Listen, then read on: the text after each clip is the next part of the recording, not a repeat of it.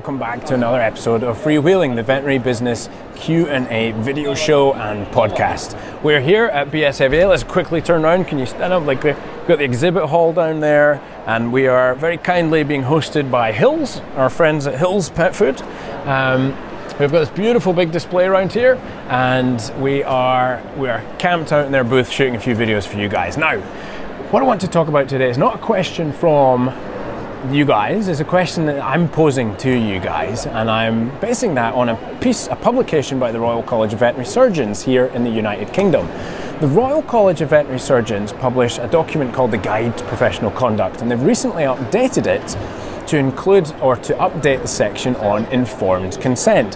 That is the process by which we obtain the consent of a client to undertake some form of medical intervention with their pet. And in that document it says that clients should receive awareness, or should be made aware of all of the various treatment options that are available for their pet. Now, laudable ambition. Brilliant in the real world, or in a fantasy world where we had all the time in the world, where we had the best communication skills in the world, and we had pet owners who were smart enough to understand what it was we're trying to talk about, which is inherently quite a complex, ever-changing, dynamic environment. That might work. But in the real world, what we're doing is we're asking a lot of vets who are working with 10 or 15-minute appointments who have had no communication training to explain 3 or 4 different choices that may or may not work for their animal based on what they learned at university. And in doing so, I think what we're doing and what I've observed we're doing, and when I say observed, I mean observed in watching over 1,500, closing in on 2,000 different veterinary exams, what we are not just enabling, but we're asking our people to do so that they meet this Guide to Professional Conduct and they don't get in trouble, is to willingly and knowingly overwhelm clients with poorly presented information.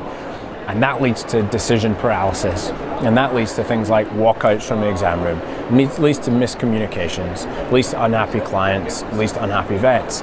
And the process also does another thing. It means that vets, because of our poor communication, or a lack of communication training, I should say, because it's not willful poor communication, it's just we don't know better. What we wind up doing is we offer 3 options, typically. Or more. And we say option A has this advantage, this risk, and this price. Option B has this advantage, this risk, and this price. And option C has this advantage, this risk, and this price. And in doing that, we are talking about inherently complex, dynamic medical things that are really hard to explain in a 10 or 15-minute consultation appointment. So we overwhelm the client, and the clients make decisions based on either cost, or in a lot of cases they don't make a decision at all. And when I mean a lot of cases, my research in the exam room has found that a vet who is a very competent communicator, very skilled, and has good trust basis with their clients, can probably convert those clients maybe 1 in 2 times. So maybe 50% of the time they make a recommendation for some form of large, expensive surgical or medical intervention, that client's likely to say yes. But if you're a poor communicator, or inexperienced, or you don't have this sort of grasp or the relationship basis with the clients, that can be as low as 10%. So 1 in 10 animals actually gets the treatment that they actually need in order to get better, to heal.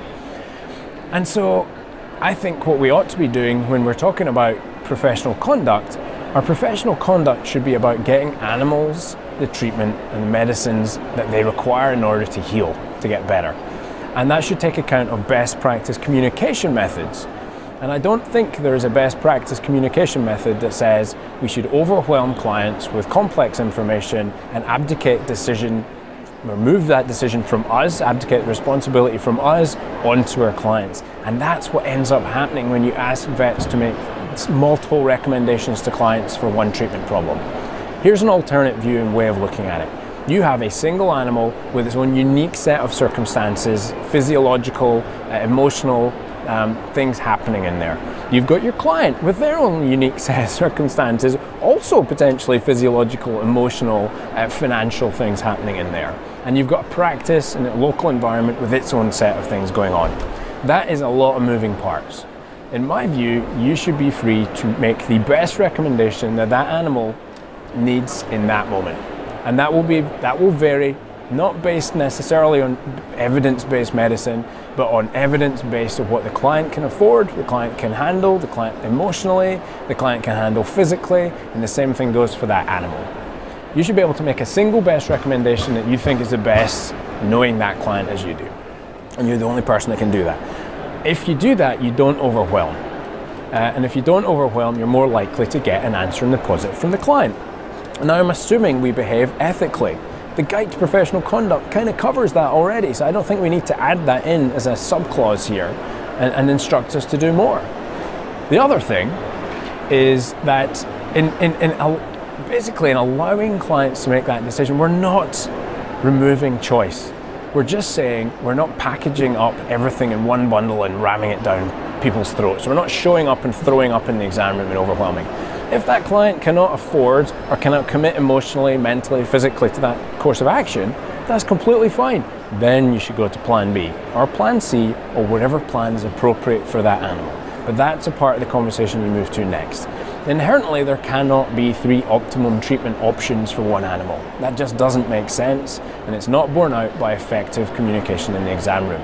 So that's what I got for you today. That's my thought on that. It's a little bit controversial, I know, but having trained a lot of vets in the exam room and watched a lot of techniques, I feel like this piece of guidance needs further discussion, needs further amendment. As I say, whilst it's quite laudable in its aim, I think in practice and in actual practical delivery, it's probably causing more harm to pets than it is good, and that sort of thing should not be in our Guide to Professional Conduct. That's what I got for you today. So what do you think? What are your thoughts, your feedback? Do you disagree? Do you agree?